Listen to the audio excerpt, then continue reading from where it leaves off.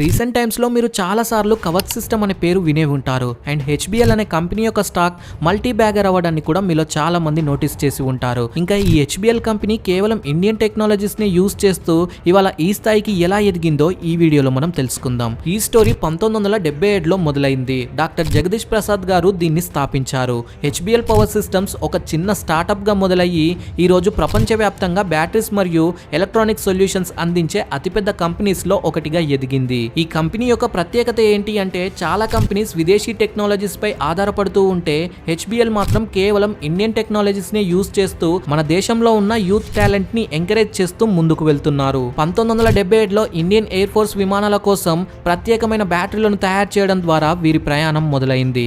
అలా హెచ్బిఎల్ కేవలం బ్యాటరీలకే పరిమితం కాకుండా వివిధ రంగాల్లోకి కూడా ప్రవేశించింది. 2019-20 ఫైనాన్షియల్ ఇయర్ లో ఇండియన్ రైల్వేస్ నుండి హెచ్బిఎల్ కి ఒక మంచి ప్రాజెక్ట్ లభించింది.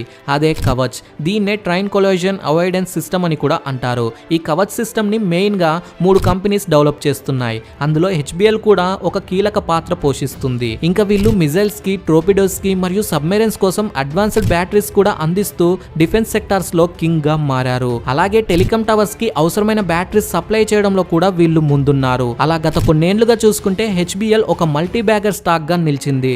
లాస్ట్ 2 to 3 ఇయర్స్ లో ఈ కంపెనీ షేర్ ఏకంగా 500% కి పైగా గ్రోత్ ని చూసింది. ఇంకా వీళ్ళ దగ్గర ప్రస్తుతం 4,000 కోట్లకు పైగా ఆర్డర్స్ ఉన్నాయి. ఇలా హెచ్బిఎల్ ప్రపంచవ్యాప్తంగా మారుతున్న టెక్నాలజీస్ మరియు విదేశీ కంపెనీల నుండి వస్తున్న కాంపిటీషన్ ని తట్టుకుంటూ కేవలం బ్యాటరీస్ మీదే కాకుండా ఎలక్ట్రానిక్స్ మరియు రైల్వే సిగ్నలింగ్ వంటి కొత్త విభాగాల్లోకి ప్రవేశించి విజయం సాధిస్తుంది. అలా మన దేశ టాలెంట్ మరియు టెక్నాలజీస్ తో కూడా ప్రపంచ స్థాయి ప్రొడక్ట్స్ ని తయారు చేయొచ్చు అని హెచ్బిఎల్ నిరూపించింది. భారత ప్రభుత్వం మేక్ ఇన్ ఇండియా లక్ష్యానికి ఇది ఒక సరైన ఉదాహరణ అని చెప్పొచ్చు. ఫ్రెండ్స్, మీలో ఎంతమందికి ఈ కవచ్ సిస్టమ్ అండ్ హెచ్బిఎల్ గురించి తెలుసో కింద కామెంట్ చేయండి. అలాగే ఇలాంటి ఇండియన్ టెక్నాలజీస్ పై మీ అభిప్రాయం ఏంటో తెలియజేయండి.